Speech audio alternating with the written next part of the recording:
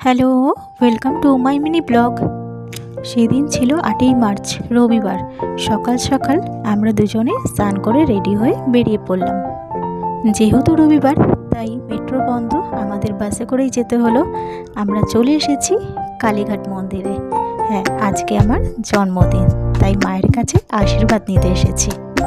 আমরা এখন আছি স্কাইওয়াকের মধ্যে। তো স্কাইওয়াক থেকে একটুখানি হেঁটে যেতেই হয়, তাই বরকে বললাম একটু ভিডিও বানিয়ে দিতে। ও আমার একটু ভিডিও বানিয়ে দিল। তো আমাদের দুজনকে কেমন লাগছে একটু জানিও। আমরা প্রায় চলে এসেছি মায়ের মন্দিরের কাছাকাছি। এই দেখো মায়ের মন্দির। আমাদের প্রচুর ডালাও কেনা হয়ে গেছে, ভেতরে প্রবেশও করে নিয়েছি। কিছুটা লাইন ছিল। তোমরা তো সবাই জানো মায়ের মূর্তির ফটো তোলা যায় না, তাই বাইরে থেকেই কয়েকটা মন্দিরের ছবি তুলে নিয়েছি। আর কেমন লাগছে জানিও, আর ভিডিওটা কেমন হয়েছে কমেন্ট করতে ভুলো না কিন্তু। চলো টাটা।